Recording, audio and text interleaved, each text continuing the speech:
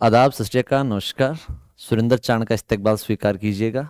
आज अपन हिस्ट्री के एक बेहद ही महत्वपूर्ण टॉपिक, आपने लास्ट के 2-3 वीडियो में पढ़ा कि आपने पढ़ा मुगल काल में सबसे पहले बाबर के बारे में, उसके बाद आपने पढ़ा था हुमायूं के बारे में, फिर आपने पढ़ा अकबर के बारे में, और आज अपन पढ़ेंगे अकबर के पुत्र जहांगीर के बारे में। बेहद ही रोमांचित और बेहद ही अच्छी कहानियों से सुसज्जित एक टॉपिक है जिसका नाम है जहांगीर। मैंने इसका टाइटल भी इसी प्रकार डाला है, जहांगीर के बारे में। एक शराबी शासक की दास्तां। ये जहांगीर शराब का बड़ा शौकीन था, इसके शराब के कई किस्से हैं, ये किस्से अपन पढ़ेंगे आगे। आइए अपन करते हैं शुरुआत एक बेहद ही महत्वपूर्ण टॉपिक के साथ, जहांगीर के साथ। जहांगीर, सबसे पहले अपन जहांगीर के बारे में नॉर्मल नॉर्मल चीजें देख लेते हैं। जहांगीर का जो शासनकाल था वो 1605 से 1627 तक था। यानी अकबर जब खत्म हुआ था 1605 में, तो 1605 से लेकर 1627 तक जहांगीर का शासनकाल रहा है। और टाबरो याद रखिएगा, जहांगीर का पिता, सीधी सीधी बात है, जहांगीर का पिता है अकबर। और अकबर का सारा इतिहास अपन ने लास्ट के 3 पार्टों में अलग अलग क्लासेस में पढ़ा था। जहांगीर के पिता है अकबर। बात आती है जहांगीर के माता की। तो जहांगीर की जो माता है उसका नाम है हरकाबाई।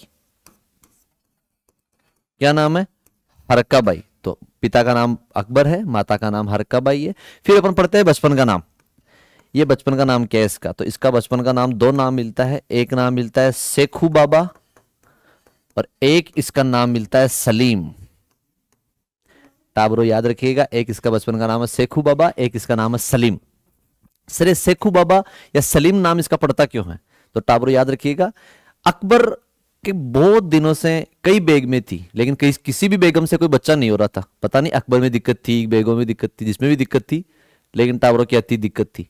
और कहा जाता है कि अकबर बड़ी मन्नतें मांगा करता था कि मेरे टाबर हो, मेरे टाबर हो, कैसे जैसे करके, एक अल्लाह एक बार दिला दे, एक बार बस। तो अकबर की मन्नत कहीं पूरी नहीं होती है। अकबर एक गुरुजी के पास जाता है, उस गुरुजी का नाम है शेख सलीम चिश्ती। कहा जाता है अकबर उन गुरुजी के पास जाता है और उनके सामने रोता है, ढां ढां। टावर, आपको पता है रोना कितना प्रकार का होता है? रोना 2 प्रकार का होता है। एक होता है सिसक सिसक कर रोना और एक होता है ढां ढां रोना।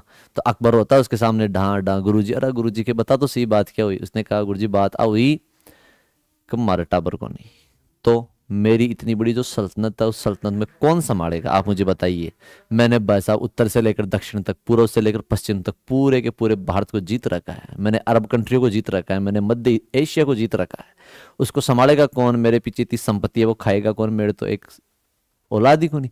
और टावरो, गुरुजी ने कहा चिंता मत करो, जब तक हम जिंदा हैं औलाद आ जाएगी। और उसने, गुरुजी ने आशीर्वाद दिया कि जा, तेरे अब एक पुत्र होगा। और उस पुत्र शेख सलीम चिश्ती के आशीर्वाद से एक पुत्र होता है, इसलिए इस जहांगीर का नाम क्या पड़ता है? शेखू बाबा या सलीम। सलीम उसका नाम था, शेख सलीम चिश्ती। और शेखू बाबा उसे प्यार से कौन कहता था? अकबर। टावर, तभी तो आपने पढ़ा होगा, अनारकली छोड़ छाड़ के सलीम की गली। नहीं पढ़ा? नहीं पढ़ा? वही अनारकली, वो अनारकली की प्यार की दास्तां भी अपन पढ़ेंगे कि अनारकली छोड़ छाड़ के सलीम की गली में तो चली डिस्को चली, मैं तो रोड पर चली, वो इसी की कहानी है। ठीक है, तो अनारकली चल गई तो चल गई भाई, आजकल भी अनारकली जाती रहती है। तो अपनी अपनी अनारकली को संभाल कर रखें, वरना आप भी वही गाना सुनोगे, छोड़ छाड़ के सलीम की गली, अनारकली किसी और के साथ चली। तो टावरों अपने अपने अनारकलियों पर फोकस रखे। ठीक है, खैर कोई बात नहीं। आइए अपन पढ़ते हैं आगे। तो पिता पढ़ा, माता पढ़ा, बचपन का नाम पढ़ा और इसका शासनकाल पढ़ा। आगे पढ़ते हैं इसके बारे में। जहांगीर की पत्नी। अब भारत में टाबरो और कुछ होक नहीं हो, लेकिन छोरो 10-15 साल को जाए ना, कहीं कहीं आटा दे दो, एक फेरा दे दो रे भाई। अब भाई घनी बड़ी गिर, अब भाइयों घणो ही बड़ो होगो, दुनिया का कहीं कर दो, आटा दे दो, अगर जो सुधर जाए, रोड रोड आ जाए।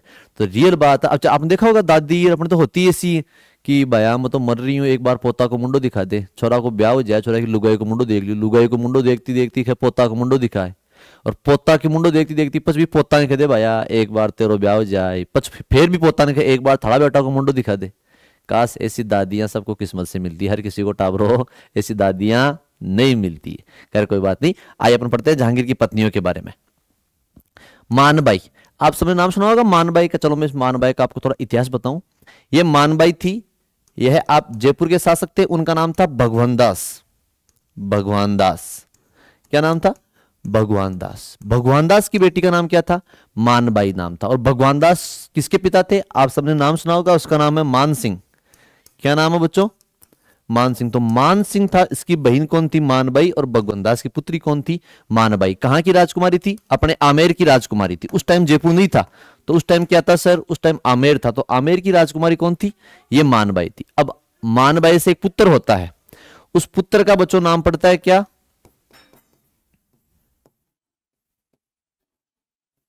खुसरो। नाम पड़ता है खुसरो। खुसरो वो खुसरो नहीं है जीतो रे बेटा, और तेरे सोना को शेवरो बंदो, और फूट रही से लुगाइया, और तेरे दो चार एक टाबर हुआ, और वो सापा नहीं, वो खुसरो नहीं है। खुसरो का अर्थ क्या है? एक बच्चा हुआ है, इस इन दोनों से एक बच्चा होता है, उसका नाम है खुसरो। और कहा जाता है खुसरो अपने मुगल काल का बेहद ही खूबसूरत शहजादा था। बड़ा खूबसूरत शहजादा कौन है? अरे जानते हो बच्चों, शहजादा राजा के बेटे को कहते हैं राजकुमार, और बादशाह के बेटे को कहते हैं शहजादा। तो मुगल काल का सबसे खूबसूरत शहजादा कौन था? खुसरो। और खुसरो जितना खूबसूरत था, उतना ही खुसरो में एटीट्यूड था। कहा जाता है खुसरो न तो किसी के सामने झुकता, और न किसी से बिना फालतू मुंडा लागता, और आराम से काम रखता। भाई एकदम टशन में रहता ही हूँ, किसी के इधर उधर ताका जाकी नो ताका जाकी, सीधा फोकस ऑन द अपने लक्ष्य पर, टारगेट पर। तो इस खुसरो से कई लोग जला करते थे। और बात टाबरो आगे बढ़ जाती, काफी मैं आपको पढ़ाऊंगा कि खुसरो इतना स्वाभिमानी व्यक्ति था कि इसने अपने बाप के खिलाफ यानी जहांगीर के खिलाफ भी क्या कर दिया था? विद्रोह। जहांगीर कहीं ना कहीं गलत रहा होगा, तो जहांगीर के खिलाफ क्या कर दिया था? विद्रोह। चलो मैं जहांगीर की एक छोटी सी आपको एक बात और बताऊं। वैसे हालांकि इतनी बड़ी बात तो नहीं, बाकी छोटी बात बताऊं कि जहांगीर जब राजा बनता है ना, तो जहांगीर की एक बड़ी विशेषता थी टाबरो। खैर कोई नहीं, चलो विशेषता अपन लास्ट में देख लेंगे, थोड़ी सी बड़ी कहानी है। पहले अपन टॉपिक कंप्लीट कर लेते हैं, और अपन लास्ट में जहांगीर की कहानी पढ़ लेंगे आराम से, जहांगीर कैसा शासक था। बड़े मजा आने वाली कहानी है, ठीक है ना? तो लास्ट तक जुड़े रहिएगा और क्लास को शेयर करते रहिएगा। देखो आगे बच्चों, ये आपने पढ़ा। और इस जहांगीर की दूसरी पत्नी का नाम था जगत गोसाई। क्या नाम था? जगत गोसाई। जगत गोसाई ये कहां की राजकुमारी थी? ये जगत गोसाई राजकुमारी थी जोधपुर की। कहां की राजकुमारी थी टाबरों? जोधपुर। और इसके पिता का नाम क्या था? इसके पिता का नाम था मोटा राजा उदय सिंह। टाबरो याद रखिएगा, मोटा राजा क्यों कहते हैं? इसके दो कारण। कोई तो कहते थे उसके पेट मोटा है तब मोटा राजा कहते हैं, कोई कहते हैं मोटा राजा तब कहते हैं कि जोधपुर का जो राज्य था वो 9 खूंटी राजा था। जोधपुर का जो राज्य था वो राजस्थान का सबसे बड़ा राज्य था क्षेत्रफल की दृष्टि से, इसलिए इसे कहते हैं मोटा राजा। आपने सुना होगा गुजरात टच में पड़ता है जोधपुर, इसलिए बड़े को वहां पर बोलते हैं मोटा भाई। क्या बोलते हैं? मोटा भाई बोल दो, चाहे से भाभा बोल दो, चाहे से कुछ भी बोल दो, बड़े भाई को वहां पर अलग नाम से बोलते हैं, ठीक है? तो मोटा भाई बोल दो, भाभा बोल दो, भाई साहब बोल दो, भैया बोल दो। तो कहते हैं मोटा राजा उदय सिंह की बेटी कौन थी? जगत गोसाई थी। जगत गोसाई कहाँ की राजकुमारी थी? जोधपुर की। और इस जगत गोसाई से एक, ये आप पिक भी देख सकते हो, इस जगत गोसाई से टाबरो एक बच्चा पैदा होता है। उस बच्चे का नाम क्या है? याद रखिएगा, जो बच्चा पैदा होता है उसका नाम पड़ता है खुर्रम। क्या नाम है? खुर्रम। और बच्चों ये खुर्रम आगे चलकर क्या बनेगा? शाहजहां। क्या बनेगा? शाहजहां। ये वही शाहजहां है जिसने प्यार की निशानी ताजमहल का निर्माण करवाया था। टाबरो जब मैं पढ़ाऊंगा आपको शाहजहां, तो मैं बताऊंगा कि शाहजहां या ताजमहल दोनों प्यार की निशानियां नहीं है, ये ताजमहल हवस का प्रतीक है। पता नहीं लोग क्यों बावड़े हो रखे हैं कि अपनी पत्नी को, अपनी चाहने वाले व्यक्ति को ताजमहल ले जाकर देते हैं। टाबरो ताजमहल प्यार का प्रतीक नहीं है। पता नहीं लोग घर के अंदर, अब आजकल तो ट्रेंड फिर भी कम हो गया। पहले वाले 2010 के आसपास तो ये ट्रेंड था कि जो किसी से प्यार कर रहा है, अगर उसने अपनी गर्लफ्रेंड को ताजमहल नहीं दिया तो फिर उसकी तो प्यार नाम ही नहीं है, प्यार तो खत्म हो उसका, तो वो तो केवल बहाना काट रहा है। ताजमहल प्यार का प्रतीक होता था। मैं पढ़ाऊंगा आपको साझा, तो बताऊंगा बड़े आराम से कि ताजमहल प्यार का प्रतीक नहीं, ताजमहल हवस का प्रतीक है टाबरो। और ताजमहल केवल और केवल अपने जो मुमताज बेगम और साजा, इन दोनों की कब्र का है, ताजमहल है। आगे अपन बड़े विस्तार से पढ़ेंगे साजा में। खैर अभी जानिएगा, ये जगत गोसाई है, पिता का नाम मोटा राजा उदय सिंह है, पुत्र खुर्रम है। इस खुर्रम का नाम क्या पड़ता है? साजा नाम पड़ता है। कोई दिक्कत नहीं है? ठीक है सर, यहां तक कोई दिक्कत नहीं है। आगे पढ़ो। आगे टाबरो खुसरो का विद्रोह। अब जहांगीर के नॉर्मल जिंदगी पढ़ ली, माँ बाप, भाई बहन, पुत्र, पत्नियां, या फिर कब राजा बनता है, क्या होता है, बचपन का नाम क्या था, पैदा कैसे हुआ। अब अपन पढ़ेंगे खुसरो के खिलाफ, या सॉरी जहांगीर के खिलाफ जो प्रमुख विद्रोह किए गए थे टाबरो, उन विद्रोह में देखिएगा खुसरो का विद्रोह। जी बच्चों, ये खुसरो वही है। कौन है खुसरो? मानबाई का बेटा। कौन है? मानबाई। और ये मानबाई किसकी बहन थी? राजा मान सिंह की बहन थी। मान सिंह वही है जो अकबर का नवरत्न था, जिसने अकबर के द्वारा जीते गए प्रदेशों में 80% जीत किसको ये निर्भर करती है टावरों, अपने मान सिंह को।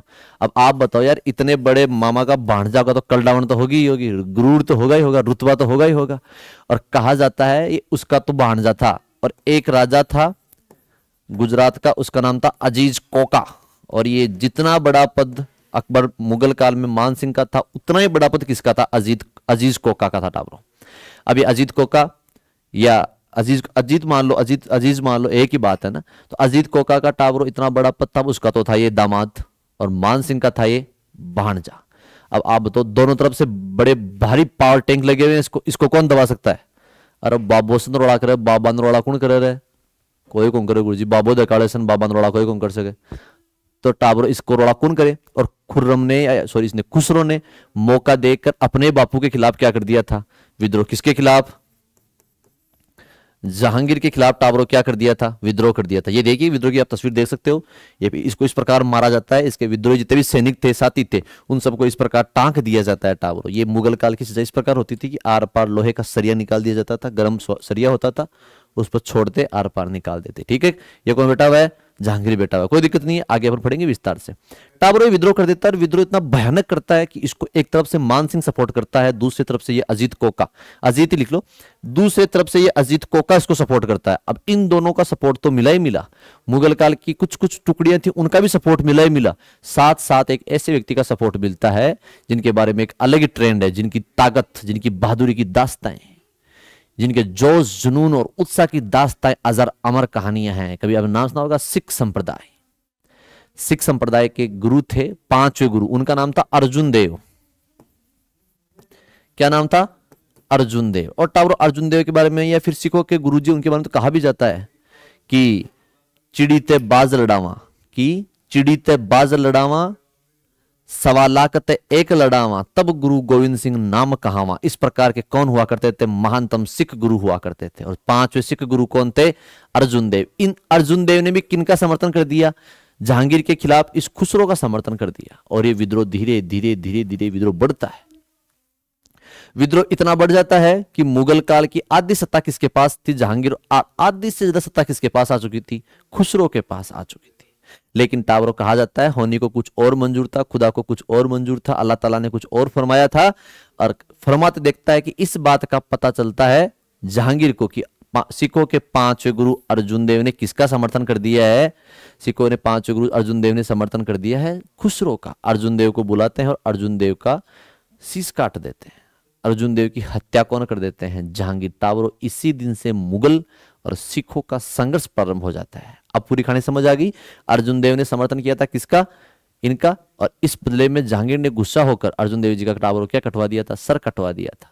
इसी दिन से टावरों मुगल और सिख संप्रदाय के आपस में क्या शुरू होती है, लड़ाइयां शुरू हो जाती है। कोई दिक्कत नहीं है गुरुजी, कोई दिक्कत कोई नहीं। अच्छा, इनकी जब जब इनकी शीश काटा गया था, वहां पर एक जगह बनी हुई है गुरुद्वारा शीशगंज। कौन सा गुरुद्वारा बना हुआ है, गुरुद्वारा शीशगंज बना हुआ है। सिख संप्रदाय का अलग अलग होता है। उनका मतलब ये रियल बात है कि अगर वो एक बार किसी के साथ खड़े हो जाए, सिख लोग अगर एक बार किसी के साथ खड़े हो जाएं तो फिर हो ही जाते हैं, और एक बार अगर बेड़ लेने की ठान ले तो फिर वो ठान लेते हैं। उनका अलग ट्रेंड है, उनकी अलग दोस्ती होती है, उनकी अलग दुश्मनी होती है। 7 पुश्तों तक वो दोस्ती निभाते हैं और 7 पुश्तों बाद भी वो दुश्मनी का बदला ले लेते हैं। ऐसे महानतम संप्रदाय से बिलोंग किया करते थे गुरु अर्जुन देव। तो अर्जुन देव की टावरों क्या की जाती है, हत्या कर दी जाती है। और कहा जाता है इस खुसरो के विद्रोह को दबाया जाता है। इस खुसरो के विद्रोह को दबाता कौन है, उसका नाम है खुर्रम। क्या नाम है टावरों, खुर्रम। और एक, हालांकि वो आगे आएगा, बाकी सुन लो। खुर्रम, खुर्रम कौन है, साझा दबाता ही नहीं है। कहा जाता है बुरहानपुर में, कौन सी जगह, दक्षिण भारत में जगह पड़ती है बुरहानपुर। इस बुरहानपुर के अंतर्गत या इस बुरहानपुर में खुसरो का गला काटकर हत्या कौन कर देता है, इसी का भाई खुर्रम। खुर्रम कौन, साझा। तो ये खुर्रम इसी अपने भाई की गला काट कर टावरों क्या कर देता है, हत्या कर देता है। और इस प्रकार इस विद्रोह का टावरों क्या होता है, दमन होता है 1611 के अंतर्गत। यहां तक किसी को भी इस खुसरो के विद्रोह में कोई दिक्कत, दोबारा से सुन लेना। मानबाई माता थी, मामा मान सिंह था, इसका ससुर अजीत कोका था। खुर्रम ने इसके विद्रोह का दमन किया था। जहांगीर ने या सॉरी अर्जुन देव ने इनका समर्थन किया था, इसलिए अर्जुन देव का शीश कौन काट देता है? जहांगीर। और इसीलिए टाबरो क्या बना हुआ है? शीशगंज गुरुद्वारा बना हुआ है। आगे याद रखिएगा, बुरहानपुर में खुर्रम के द्वारा अपने ही भाई खुसरो की टाबरो हत्या कर दी जाती है, इसलिए यह विद्रोह का दमन होता है। कुछ लोगों की मानना है, कुछ लोगों का कहना है कि अपने बेटे की हरकतों से परेशान होकर इस मानीबाई ने भी टाबरो क्या कर ली थी? आत्म हत्या कर ली थी। याद रखिएगा, तो कोई दिक्कत नहीं है। अच्छा, कई जगह तो इतिहास में इस मानीबाई को पुत्र हंता माता भी कहते हैं कि पुत्र को भी मारा किसने था? इसी ने मरवाया था कि नहीं ये मेरे पति के खिलाफ जा रहा है। और जैसे बेटा हो और कोई हो, दुनिया में भारत में हर जगह टाबरो इंसान को पतिव्रता होनी चाहिए। पतिव्रता धर्म सबसे बड़ा धर्म होता है। तो पतिव्रता का पति का धर्म निभाते हुए इसने अपने ही बेटे खुसरो की टाबरो क्या करवाई थी? हत्या। इसलिए इसे पुत्र हंता माता भी कहा जाता है। तो कुछ लोग कहते हैं करवाया था, कुछ लोग कहते नहीं करवाया था, लेकिन जो भी हुआ था इसने खुद ने टाबरो क्या कर ली थी? आत्महत्या कर ली थी। कोई दिक्कत नहीं है गुरुजी, 78 मांगा, कोई दिक्कत को नहीं।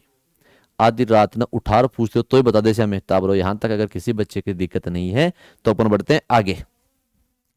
मुगल मेवाड़ संधि, टाबरो क्या ही कहा जाए, मतलब मेवाड़ का तो नाम लेते ही इंसान के रोंगटे खड़े हो जाते हैं। वो मेवाड़ जो कभी बप्पा रावल से शुरू होता है, वो मेवाड़ जिसके कई योद्धा हुए, सांगा, कुंभा, प्रताप, उदय सिंह, अमर सिंह, कर्ण सिंह, राज सिंह, ऐसे महानतम वंश हुए थे या ऐसे महानतम राजा हुए थे जिन्होंने इस हिंदू धर्म को बचाने के लिए, हिंदू धर्म के मंदिरों को बचाने के लिए अपना सर्वस्व न्यौछावर कर दिया था। आपने नाम सुना होगा राज सिंह। राज सिंह ने फरमान जारी किया था कि अगर, मैं बता दूं आपको, मेवाड़ वंश का एक शासक था, उसका नाम था राज सिंह। उस राज सिंह ने फरमान जारी किया था कि अगर पूरे के पूरे भारत में कहीं पर भी मंदिर टूट रहे हैं तो मंदिरों की मूर्ति लेकर कहां आ जाओ? मेवाड़ आ जाओ। इन मंदिरों की या इन मूर्तियों की तुम्हारी रक्षा कौन करेगा? राज सिंह करेगा। तो औरंगजेब के खिलाफ एकमात्र उत्तर भारत का एक राजा था जिसने फरमान जारी किया था कि अगर कहीं पर भी उत्तर भारत में मूर्तियां टूट रही है तो उन मूर्तियों को लेकर आप कहां जाओ? मेवाड़ आ जाओ। मैं उन मूर्तियों की स्थापना करवाऊंगा, बड़े भव्य मंदिर बनाऊंगा। इतना महानतम शासक टाबरो कौन हुआ करता था? राणा राज सिंह हुआ करता था। ऐसे वंश के बारे में अपन पढ़ेंगे। याद रखिएगा, महाराणा प्रताप के बेटे थे, उनका नाम था अमर सिंह। मैं एक चीज बता दूं आपको, मुगल मेवाड़ संधि कब होती है? 1605 में होती है। महाराणा प्रताप के बेटे थे अमर सिंह। इन अमर सिंह के बारे में टाबरो जितना बताया जाए, जितना इनकी गाथा बढ़ाई जाए उतना ही कम है। अमर सिंह महाराणा प्रताप से भी बड़े वीर थे। कहा जाता है मुगलों को एक के बाद एक 17 युद्धों में खदेड़ने वाले, एक के बाद एक 17 युद्धों में हराने वाले जो शासक हुआ करते थे उनका नाम था अमर सिंह। वो अमर सिंह वही है जो दिवेर के युद्ध के हीरो हुआ करते थे। वो अमर सिंह वही है जिसने मुगलों को मेवाड़ से भगा दिया था। लेकिन परिस्थिति ऐसी बनती है कि युद्धों में सारा पैसा लग रहा था, जनता का विकास नहीं हो पा रहा था। और एक अच्छे राजा की निशानी होती है कि युद्ध को रोका जाए और अपनी जनता का विकास किया जाए। ये बड़े समझदार थे। सब लोगों ने कहा मान जाओ मान जाओ, इन्होंने कहा था मैं तो आज मानूं काल मानूं, भाई तो संधि आज करें काल करें। अमर सिंह बड़े यूं जोशीले जुनून प्रवृत्ति के आदमी कहा मैं संधि कर लूं, मेरे पिताजी लड़ते लड़ते शहीद हो चुके हैं, मैं संधि आज करूं काल करूं। तो कहा, फिर लोगों ने समझा। तो इनका एक बेटा था अमर सिंह जी का, उसका नाम था कर्ण सिंह। क्या नाम था बच्चों? कर्ण सिंह। कर्ण सिंह आकर कहते हैं कि देखो बात ऐसी है कि अपन लड़ना चाहे तो लड़ सकते हैं, कोई दिक्कत नहीं है, लेकिन अगर अपन लड़ेंगे अपनी जनता भूखी मरेगी, अपन लड़ेंगे अपनी वजह से अपनी जनता को नुकसान होगा, तो ये एक अच्छे राजा के गुण नहीं होते।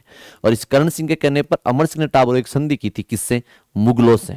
और इसी संधि को अपन बोलते हैं मुगल मेवाड़ संधि। कहा जाता है ये मुगल मेवाड़ संधि, अमर सिंह वहां के राजा थे और अमर सिंह के समकक्ष वहां के राजा कौन था?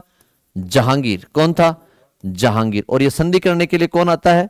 शाहजहां। कौन आता है बच्चों? शाहजहां। और इस शाहजहां का मूल नाम क्या था? खुर्रम। इनमें संधि होती है। तो याद रखिएगा, न तो अमर सिंह संधि करता है, नहीं जहांगीर करता है। तो संधि कौन करता है? कर्ण सिंह और शाहजहां यानी खुर्रम। इस संधि में संधि होती है, 2 3 4 बात होती है, ऐसे ऐसे बात होती है।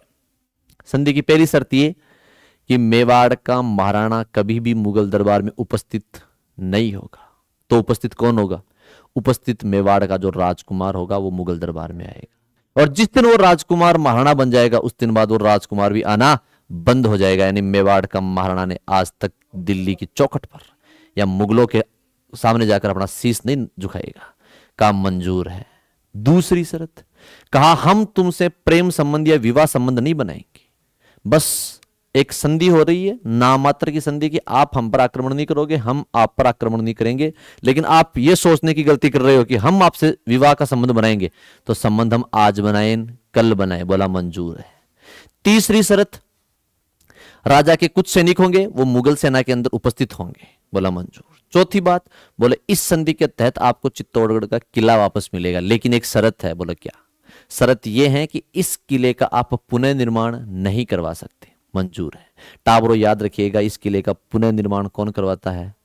मेवाड़ के महाराणा राज सिंह करवाते। इसीलिए राज सिंह के और औरंगजेब के, मैं पढ़ाऊंगा जब औरंगजेब तो बताऊंगा तुम्हें। राज सिंह तो इतने महान व्यक्ति थे कि इस औरंगजेब की जो पत्नी थी, उस पत्नी से शादी कर ली रास्ते में। बोला ना, शादी तो करने जा रहा था, औरंगजेब ने कहा शादी नहीं, वो नहीं करेगा, शादी करूंगा मैं, और शादी कर लेता है टाबरो। कौन? राज सिंह इतने महान व्यक्ति थे जिन्होंने पूरे उत्तर भारत में मूर्ति टूट रही थी, तो कहा अगर पूरे भारत में मूर्तियां टूट रही है तो मूर्ति लेकर आ जाओ मेरे पास, भव्य मंदिर बनाऊंगा। और उस दरमियान मेवाड़ के कई मंदिर बने हुए हैं। इसके अलावा मेवाड़ में कई ऐसी गुड़ दौड़ परंपराएं चालू की थी। गुड़ दौड़ जानते हो? घोड़े की दौड़ करना। ऐसी कई परंपराएं चालू की थी। उन परंपराओं के अंतर्गत एक तरह से मुगल ठिकानों को लूटा जाता था। इतने महानतम। अच्छा, मेवाड़ से कभी जजिया कर नहीं दिया? बोला मैं तो जजिया कर आज दूं काल दूं भाई, तो जजिया कर आज देन काल दे। ऐसे महान कौन थे? मेवाड़ के।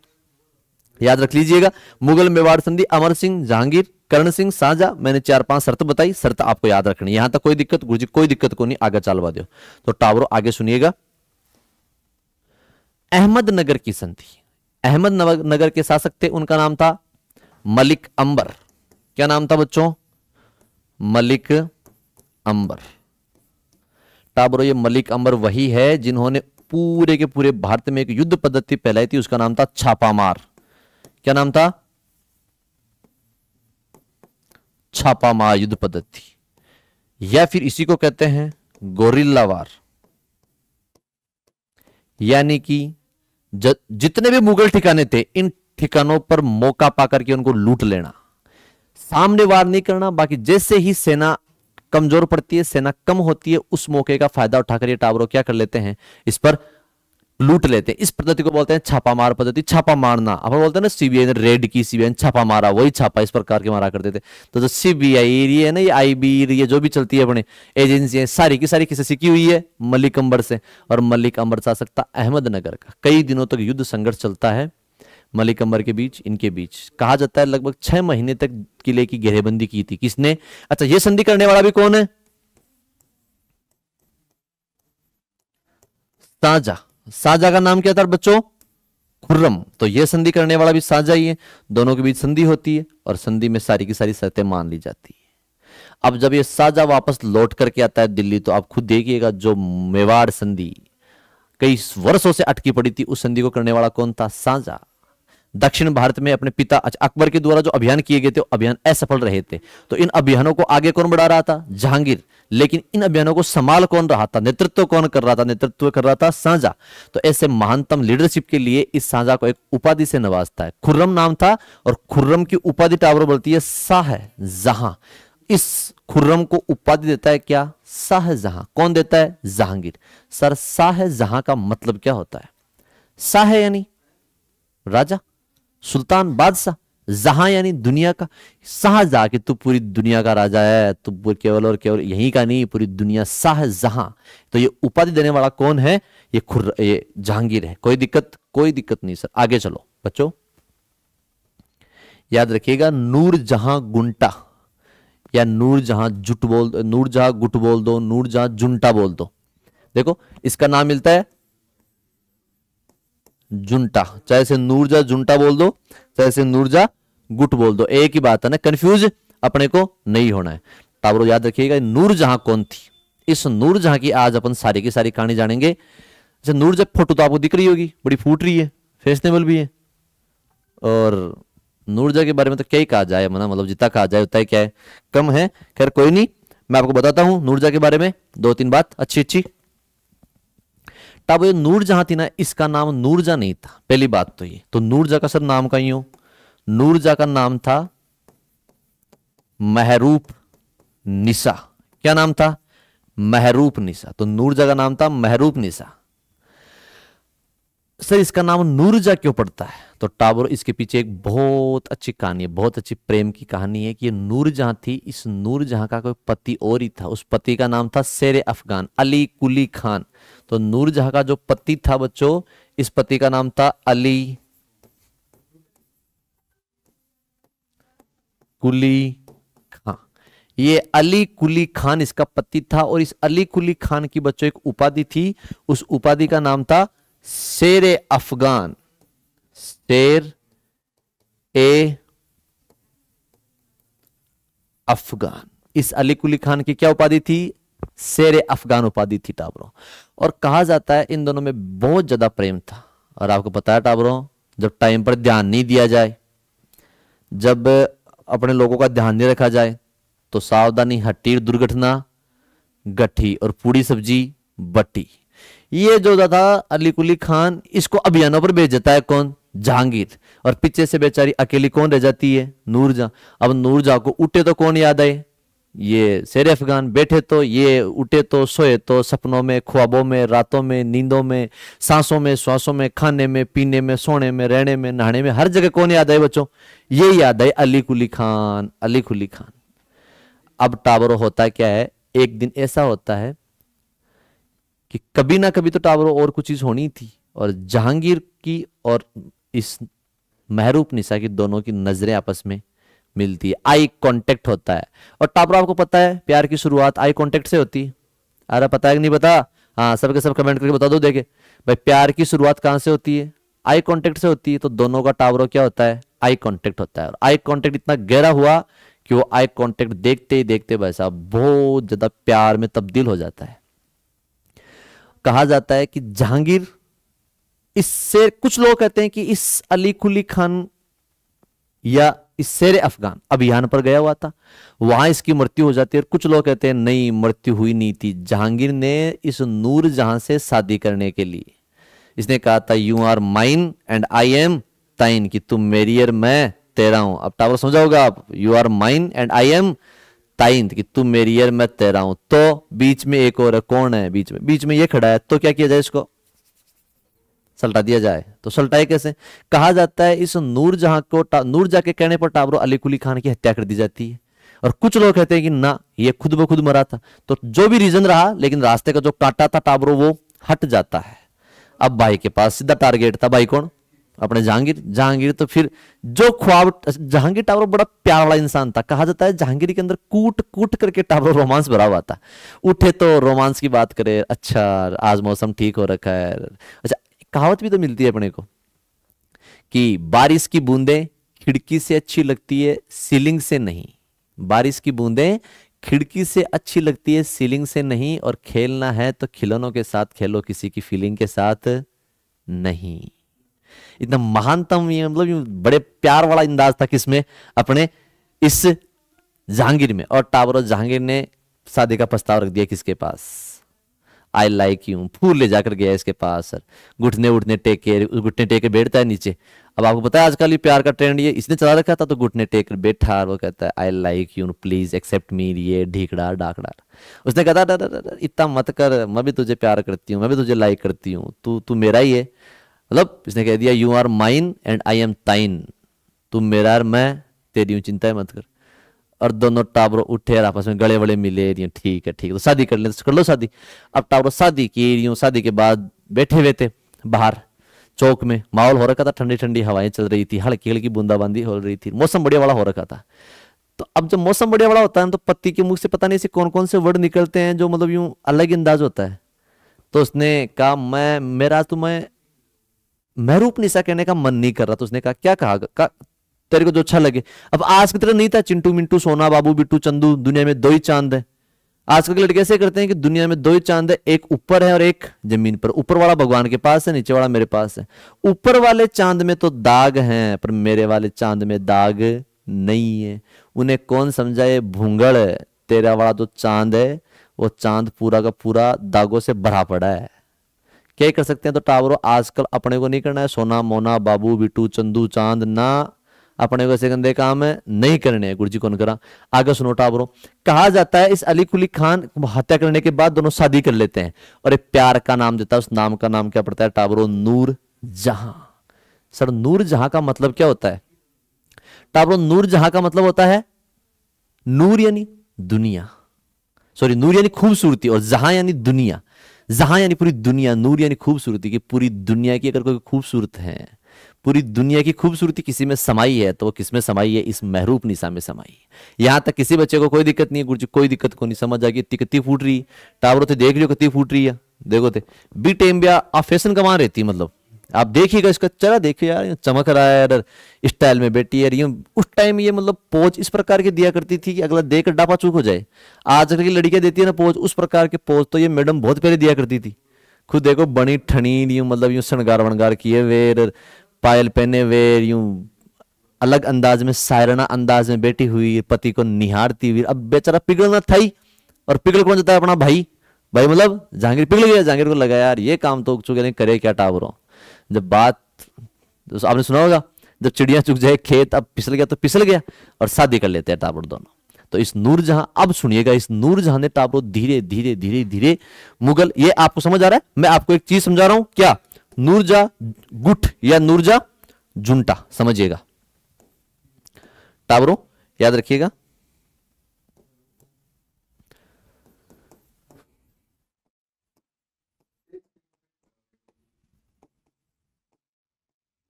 नूरजहां गुट, नूरजहां गुट मतलब एक संगठन, ऐसा संगठन जो नूरजहां ने अपने 5-4 वफादारों के साथ बनाया था, और ये संगठन इतना प्रभावशाली बन जाता है कि उस समय की मुगल काल की जो डोर थी शासन की, वो किसके हाथ में थी? इस नूरजहां के गुट के हाथ में थी।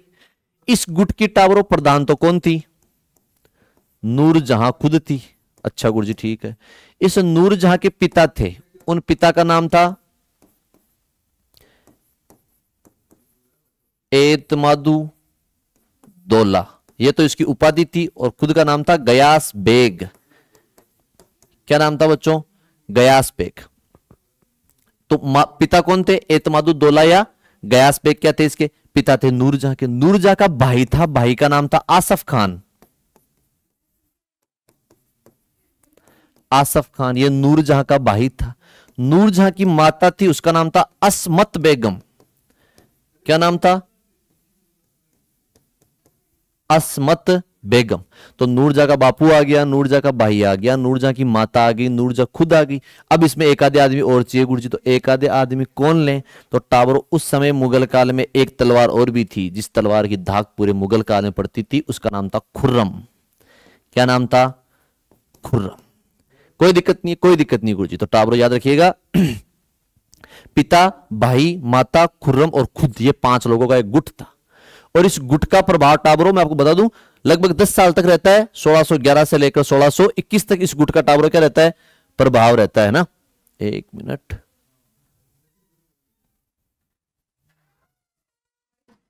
इस गुट का टावरों क्या रहता है? इतना प्रभाव रहता है। कोई दिक्कत नहीं है गुरुजी, कोई दिक्कत को नहीं। टावरों कहा जाता है कि एक मयान में केवल एक ही तलवार रह सकती है, एक जंगल में केवल एक ही शेर रह सकता है, और एक जगह पर केवल एक ही राजा राज कर सकता है। लेकिन इस मयान में 2 तलवार थी टावरों, एक खुर्रम था, दूसरा नूरजहां थी। दोनों, एक 2 तलवार एक मयान में टावरों नहीं रह सकती। कहा जाता है दोनों में आपस में अनबन क्या हो जाती है? शुरू हो जाती है। और ये अनबन इतनी बढ़ती है कि ये इस गुट को खत्म कर देती है। क्या होता है? खुर्रम की शादी होती है इस आसफ खान की बेटी से। आपने कभी नाम सुना है? मुमताज बेगम। गुरुजी नाम सुने, मुमताज, ताजमहल जिस पर बना हुआ है, वो मुमताज बेगम किसकी बेटी थी? इस आसफ खान की बेटी थी। और आसफ खान ने अपनी बेटी की शादी कर दी किसके साथ? खुर्रम के साथ। अब आसफ खान और खुर्रम तो दोनों हो गए एक, बाकी का गुट हो गया एक। तो बताओ क्या काम चल पाता? नहीं चल पाता। कहा जाता है कि नूरजहां उस समय इतनी पावरफुल महिला रही ही कि नूरजहां के पास शाही मोहर थी। कौन सी मोहर थी? शाही मोहर। ये शाही मोहर क्या होते हैं? शाही मोहर क्या होती है? तो इसका मतलब ये होता है कि जो मोहर खुद जहांगीर के पास थी, वही मोहर किसके पास थी? नूरजहां के पास। जहांगीर ने तो खुद ने बड़ी अच्छी बात कही है कि मैंने 2 बोटी मांस के और 1 प्याली शराब के बदले हिंदुस्तान की बादशाह को दी है। क्या बात कही है?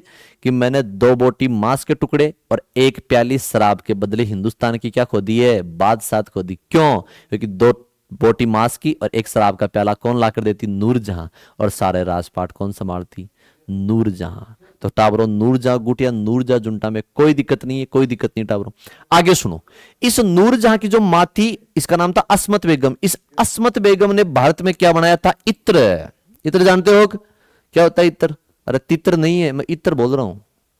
इत्र का मतलब होता है जो लड़के नहाते नहीं है उनको बदबू से बचाने के लिए, या फिर सर्दी का टाइम चल रहा है तो आज के समय मुझे पता है 5-5 10 दिन तक आप नहाते तो हो नहीं, तो आपको बदबू से बचाने के लिए जो काम में लेते हैं आप लोग वो इत्र होता है। और इत्र के रूप में सेंट, डियोर, फियोर, तो अपने को ज्यादा लगाना नहीं है। बाकी अस्मत बेगम इस इत्र का निर्माण करती है। और आपको बता दूं इत्र का निर्माण होता कहां पर है? टावर राजस्थान में होता है। कहां पर होता है? राजस्थान में। राजस्थान में सुभाष उद्यान में। कहां पर होता है? सुभाष उद्यान पड़ता है अजमेर में। उस सुभाष उद्यान में इस अस्मत बेगम के द्वारा इत्र बनाए गए थे। कोई दिक्कत नहीं है गुरु जी, कोई दिक्कत को नहीं। टावर फिर बात करते हैं ये नूरजहां यानी महरूपनिसा की। तो ये नूरजहां थी, इसने भारत में क्या शुरू की थी? साड़ी पहनने की अलग अलग डिजाइन। जो आजकल लड़कियां पहनती ना साड़ी, कोई भोजपुरी साड़ी, कोई मराठी साड़ी, राजस्थानी साड़ी, कोई साड़ी केसीर, कोई साड़ी केसीर। तो साड़ियां पहनने की अलग अलग जो रिवाज थी मैडम, यूं टावर खुद सोच के देखो, आप फोटो देखो एक बार, फिर बात करेंगे अपन। आप फोटो देखो, आपको फोटो देखकर दिल गार्डन गार्डन हो जाएगा। ये इतनी फूट रही थी तभी साड़ी पहनती, तभी तो भाई का दिल फिसल गया। और साड़ी की तो आपने बहुत अच्छी खबर सुनी होगी कि आपको सुना रहा हूं मैं कि साड़ी के बारे में कहा जाता है कि आजकल मैडम अपने नंबर किस किस को बांट रही हो, कि आजकल मैडम अपने नंबर किस किस को बांट रही हो। स्कूल टीचर हो क्या हर किसी को डांट रही हो? स्कूल टीचर हो क्या हर किसी को डांट रही हो? और जब तुम फेयरवेल में साड़ी पहनकर आई थी जुबान से कुछ नहीं निकला पर रुचि कर कह रही थी ओम फो धुर्राटे गाड़ रही हो। तो टावरो साड़ी का तो अलग ही लुक है। छोरे यूं बेचारे बावड़े फिरते हैं साड़ी साड़ी, तो टावरो साड़ी पहना करती थी मैडम। अब साड़ी पहनी तो भाई फिसल गया, भाई मतलब जहांगीर फिसल जाता है मैडम के ऊपर, वो शादी कर लेता है, इसके पति को मार देता है। ये कहानी आपने पहले पढ़ी। अब टावरो अपन पढ़ते हैं आगे। तो नूरजहां गुंटा समझ आ गया। नूरजहां थी, पिता था, भाई था, माता था। खुर्रम की शादी आसफ खान से होती है। टूटा कैसे, मुमताज बेगम आई कहां से, ताजमहल बना कैसे से, सारी बात अपन पढ़ ली नॉर्मल नॉर्मल। अब पढ़ते हैं टावरो अपन इसके आगे। शाहजहां का विद्रोह। धीरे धीरे टावरो क्या होता है? शाहजहां का विद्रोह। शाहजहां बड़ा यूं खुंखार आदमी था। शाहजहां जान गए शाहजहां कौन है गुरुजी? शाहजहां है खुर्रम। और एक खुर्रम क्या, मैंने आपको पहले बताया था कि जिस इंसान में क्वालिटी होती है उस इंसान को आप दबा सकते हो बट रोक नहीं सकते हो। जिसमें क्वालिटी होगी वो आसमान को चीरकर जमीन का सीना फाड़ करके भी निकलेगा, लेकिन वो निकलेगा टावर। आपने सुना है, एक बड़ी अच्छी कहावत भी है या एक बड़े अच्छा डायलॉग भी है, बड़ा अच्छा कथन भी है कि व्यक्ति की प्रतिभा को कुछ समय के लिए दबा सकते हैं लेकिन उस प्रतिभा को दफना नहीं सकते। प्रतिभा को कुछ समय तक रोक लोगे आप किसी भी पावर से, लेकिन उसकी प्रतिभा को आप छीन नहीं पाओगे।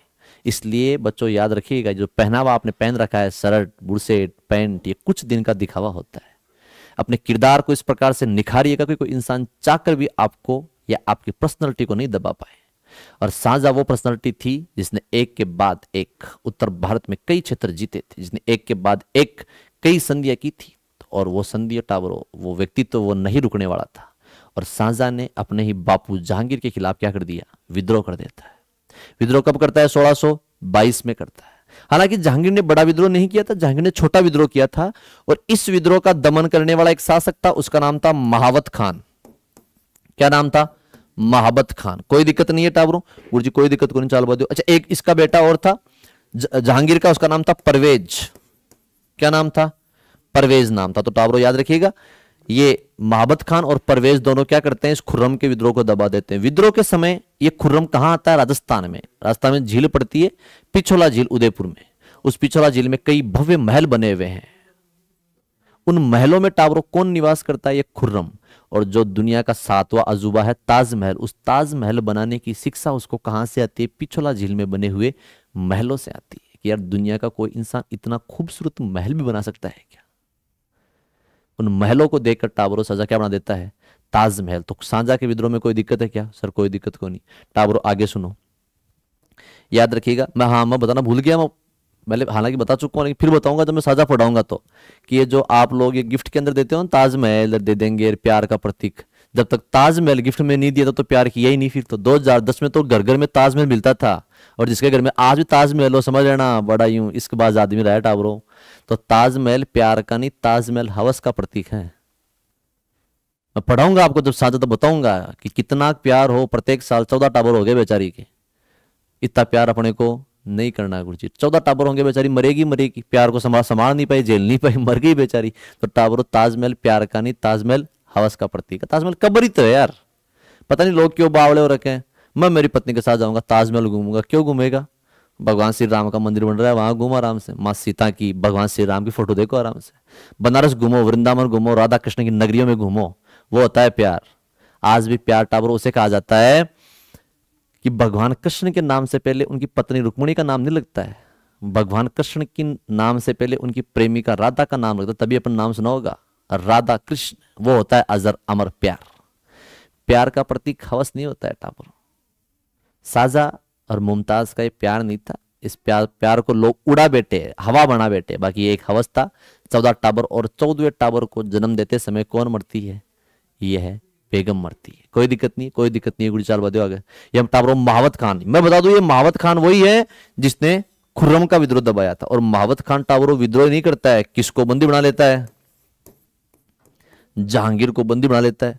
और जहांगीर के बारे में कहा जाता है कि इसने जहांगीर के साथ मारकूट की थी, जहांगीर को शराब वराब नहीं दी, जहांगीर को खोपचा में ले लियो। खोपचा जानो टावर, खोपचो कहीं हुए गुरु जी जाना को नहीं, खोपचो खोपचो टावर दोनों साइड तो वे दीवार, और सामल बीच में गाल दे भी आदमी ना सामान खड़े जाए खुद, न तो अठिन भाग सके न अठिन भाग सके, खोपचा में खड़ा डबूस गाले एक वो है खोपचो। इस जहांगीर को टावर कहाँ ले लिया था? इसने खोपचा में ले लिया था। कहा जाता है जहांगीर को बंदी बना के पटक दिया। इस जहांगीर को छुड़ाने के लिए कौन जाती है? नूरजहां। इसने कहा मेरा जहांगीर कहाँ गया, उसको छुड़ा के लेके आऊंगी। रातों की नींद हराम हो रही है, दिन का चैन हराम हो रहा है, ख्वाबों में, आंखों में, सपनों में, रातों में, पानी में, सांसों में, ख्वाबों में, हर जगह कौन है? जहांगीर। और वही नहीं मिले तो ऐसी जिंदगी मेरे को नहीं जीनी है। तो टावर वो जहांगीर को चढ़ाने जाती है नूरजहां। ये युद्ध तो हरा देते हैं महावत खान को, और इस नूरजहां के द्वारा जहांगीर को छुड़ा कर लाया जाता है।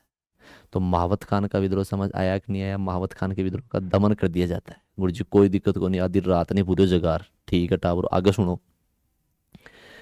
जहांगीर से विदेशियों की मुलाकात। विदेशी जानते हो क्या? एक तो होता है देसी, और एक होता है विदेशी। देसी वो नहीं है, जब बता दो देसी क्या होता है, विदेशी क्या होता है। टावर जो आप विदेशी सोच रहे हो वो विदेशी नहीं है ना, ना अमेरिकन आप सोच रहे हो ना, अफ्रीकन रशियन ना भाई रे ना।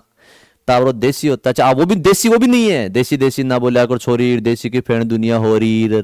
या फिर आजकल के जो लड़के होते हैं गांव में जाते हैं ट्रैक्टर पर बैठकर, यार तेरा गांव हांडर, यार तेरा देसी हेयर सिस्टम सेट कर देगा यार, माहौल फाड़ देगा यार। अरे काहे का माहौल फाड़ देगा? टाइम सिर कपड़ा पहन लिया करो, टाइम से रोटी खा लिया करो। बेटी का बापो कशा माहौल फाड़ता फिर सी कमाए सी लाग जैसी, कोई मतलब को नहीं है माहौल फाड़वा कमान। ठीक है आपने माहौल ने जुड़े हो, क्यों माहौल ने फाड़ो ना लाए को। टावर सुनो, जहांगीर से विदेशियों की मुलाकात होती है। 2-3 विदेशी थे वो जहांगीर से मिलते हैं। याद रखो, जहांगीर से सबसे पहले मिलने के लिए आते हैं 1608 में एक व्यक्ति, उसका नाम है कैप्टन हॉकिंस।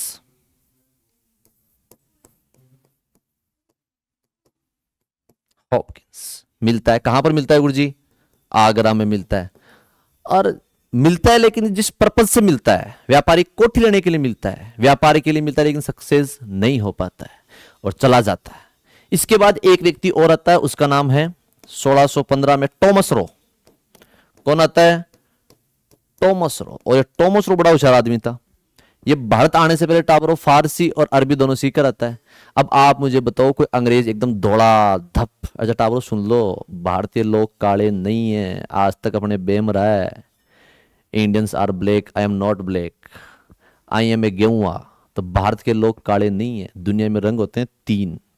एक होता है धोड़ा धप, जो रंग कहाँ होता है? यूरोप वाला।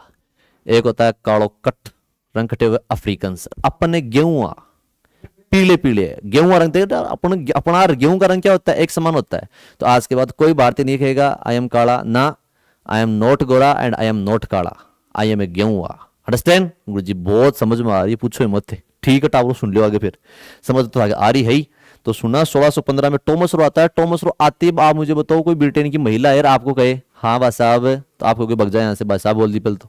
फिर वो कहती है हाँ सर कहीं हाल चाल था का, अपन कहेंगे अच्छा मेरा हाल चाल बहुत बहुत जोर का है, थे बताओ जी, आओ चाय पी लो और पानी पी लो, रोटी खा लो बाजरा की रोटी, माहौल अलग पड़ता है यार, रियल बात है। जैसे आपने कहानी भी सुनी होगी कि भारत का जैसे दो, एक अमेरिका की बात है, अमेरिका में दो व्यक्ति मिलते हैं तो वो दोनों पूछते हैं वेयर आर यू फ्रॉम, तो वो कहता है, एक व्यक्ति पूछता है दूसरे से कि वेयर आर यू फ्रॉम, तो वो कहता है आई एम इंडियन। उसने कहा अच्छा, पहले इंग्लिश फिर आते हैं भाई हिंदी में, अच्छा इंडिया में कहाँ से हो, बोले इंडिया में तो हम राजस्थान से हैं, अच्छा राजस्थान, तो फिर आते हैं भाई अपने मारवाड़ी में, राजस्थान में खट्टे हुए भाई क्यों सिक्कर सू लिहाजा मिराज को आए, दोनों बैठो के बड़े मिराज अरे मिराज का मजाक रहे दोनों। तो टावरों भारतीय लोग ऐसे होते हैं।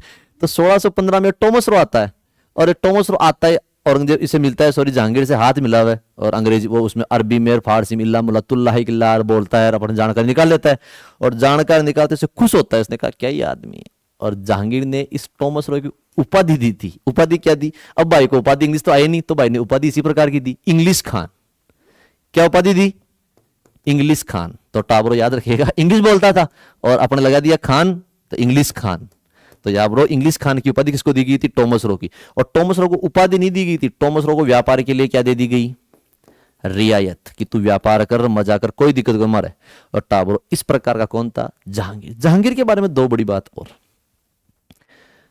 जहांगीर को और अकबर को टाबरो एक चीज खाने का शौक था, वो क्या थी, तंबाकू। तंबाकू जान के एक कूट कूट तंबाकू खाए मेरा बेटा सारा दिन मारे फाकी मिराज की गाले गाल जे मेरे फेर टन रह दोनों।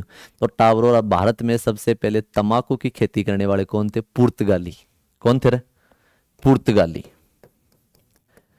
पुर्तगाली ने भाई साहब बहुत ज्यादा तंबाकू, भाई बहुत ज्यादा। और तंबाकू भारत का प्रत्येक तीसरा व्यक्ति तंबाकू खाए। दीवार आके कर दी पेंटिंग, अठिनर बठिनर मेरा बेटा बिना कलर के पेंटिंग कर तैयार कर दी। अब यहां तक तो ठीक थी, और वो पेंटिंग पूछती पूछती जहांगीर के महलों तक पहुंच गई। ई खोपचा कमान पेंटिंग करेडी, रठीला बांडे पेंटिंग करेडी, जठे बेटे बठे पेंटिंग। तो माता खराब हो गया, बंद करो रे सिस्टम को। तो बंद क्यों करें, खुद खाता था तू, तो पहले खुद को बंद करनी पड़ेगी। तो पहले तो जहांगीर ने सौगन खाई, आज बात कमान भाई तंबाकू कौन खाए, जब भाई तंबाकू खाई तो बात दूसरी है। बाकी आज के बाद तो भारत में कोई तंबाकू उगाएगा न कोई और। तो सबसे पहले पुर्तगालियों ने तंबाकू की खेती किसके समय की थी, जहांगीर के समय।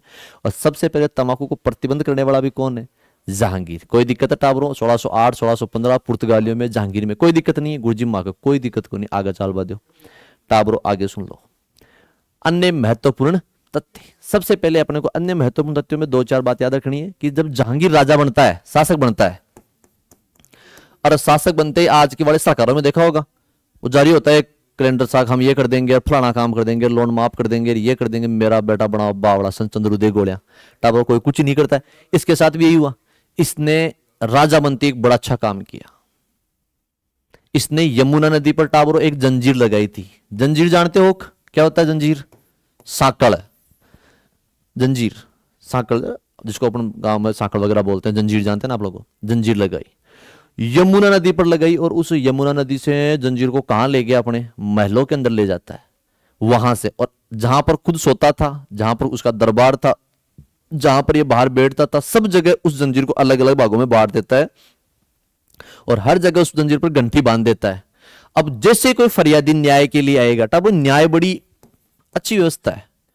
आपको पता है आज भी न्याय जब मिलती है कोर्ट का चक्कर काटो, और अठिन भागो, और वकीला के अंदर जजा के अंदर चक्कर काट काटो बावड़ो जाए। इसलिए बड़े बुजुर्ग लोग तो कहते भी हैं बेटा खटे धूल खा लीजिए, 3 लोगन छोड़ खटे खटे कौन खानी, एक तो धोड़ा कोट कन डॉक्टरा कन, एक काला कोट कन वकीला कन, और एक बेटा भूरा कोट कन पुलिस कन। आकन चकड़ा नहीं जानो, बाकी खटे घूम तू। तो टाबरो न्याय आज भी इतनी क्रिटिकल, तो सोचो उस टाइम तो न्याय मिलने का कोई चांस था ही नहीं। लेकिन जहांगीर क्या था, एक न्यायप्रिय शासक था। इसने कहा था कि अगर किसी भी फरियादी को न्याय चाहिए, जैसे आधी रात हो, भाई सो रहा होगा तो भी आपकी फरियाद सुनेगा, भाई जाग रहा है तो भी फरियाद सुनेगा, और भाई चाहे से बेगम के साथ तो भी क्या सुनेगा, फरियाद सुनेगा। मैं फरियाद सुनूंगा, और किसी को दिक्कत हो तो यमुना नदी पर जाएं और वहां से वो सांकड़ खींचे, वहां से वो जंजीर खींचे, उसकी घंटी कहां बजेगी, सिद्धि महलों के अंदर। तो सोने की जंजीर लगाई थी किसने, जहांगीर ने। कोई दिक्कत कोई टावर। आगे सुनो, इस जहांगीर के बारे में कहा जाता है ये बड़ा क्या था, शराबी। आज की भाषा में कहे तो थैली। टावरों कहीं हो, शराबी मान लो, थैली मान लो, बेवड़ो मान लो, भाई उठे तो दारू पी ले, रात ने 10 बजे हुआ फिर माँ तो दुख रही है, मेरे दारू लाड़ दो मन, फिर दारू पी ले, रात में सोया फिर आज पाना पियागा, आज तो पीनी पड़ी सी, दोपहर में आज तो मूड क्या है गर्म हो गया, शाम हुआ आज मूड ठंडा हो गया, तो भाई ये मूड ही मूड में सारे दिन दारू पिए, तो शराबी था टाबरो ये। इसने कहा भी है कि मैंने शराब के बदले, या मैंने दो बोटी मांस के टुकड़े और एक प्याली शराब के बदले हिंदुस्तान की बादशाहत खो दी। लेकिन सारे अवगुण होने के बावजूद भी इसमें एक बड़ा अच्छा गुण था टाबरो। वो गुण क्या था? इस जहांगीर थे, इस जहांगीर के शासनकाल को टाबरो चित्रकारी का स्वर्ण काल कहते हैं। किसका? चित्रकारी का। चित्रकारी जानते हो क्या गुरु जी? कहीं हुए पेंटिंग, टाबरो पेंटिंग के क्या था? इसके समय स्वर्ण काल था। यानी कि जहांगीर अपने आप को इतना बड़ा कलाकार मानता था कि अगर एक चिड़िया है और उस चिड़िया के अलग अलग व्यक्ति ने अंग बनाए, पैर किसी और ने, आंख किसी और ने, कान किसी और ने, मुख किसी और ने, तो जहांगीर ये बता दिया करता था कि इस मुख तो इस कलाकार ने बनाया है, आंख इस कलाकार ने बनाई। इतना बड़ा महानतम चित्रकार कौन था? जहांगीर। तो जहांगीर के शासनकाल को टाबरो क्या कहते हैं? चित्रकारी का शासन, चित्रकारी का स्वर्ण काल कहते हैं। ठीक है, कोई दिक्कत नहीं है। पर पेंटिंग भारत वाले में तो अच्छा, पेंटिंग के अलग अलग प्रकार होते हैं। देखा होगा विदेशों में जब कोई दीवार खाली होती है, पेंटर आता है पेंटिंग कर देता है। भारत में कोई दीवार खाली होती है और वहां पर आते हैं ये अपने बायले, तो वहां पर आते हैं पेंटिंग 10 दिन के अंदर यूं अलग अलग पेंटिंग बनाते हैं। टावर उस पेंटिंग को देखो मत, अलग अलग रूप से, पता नहीं कौन सी स्टाइल लगाते हैं। तो पेंटिंग का चित्रकारी इसके समय थी। कोई दिक्कत नहीं है गुरु जी, कोई दिक्कत कौन टावरों। इस जहांगीर ने टावरों अपनी आत्मकथा लिखी है। आत्मकथा का नाम क्या है? जहांगीरनामा या तुजुके जहांगीरी। जहांगीरनामा या तुजुके जहांगीरी कहा जाता है। कोई दिक्कत नहीं है। अच्छा, ये जो जहांगीर है कहां पर दफन है? लाहौर में है, रावी नदी के किनारे। किस नदी के किनारे? रावी नदी के किनारे दफन कौन है? जहांगीर दफन है टाबरो। कोई दिक्कत को नहीं गुरु जी। और तो क्यों बात आ गई? वह अनारकली वाली खाने को नहीं बकना फुनाशो थे। अच्छा, अनारकली तो टाबरो अनारकली की कहानी सुनना। मैं पानी पी लू। अनारकली बड़ा भारा सिस्टम है, तो जानते हो आप लोग।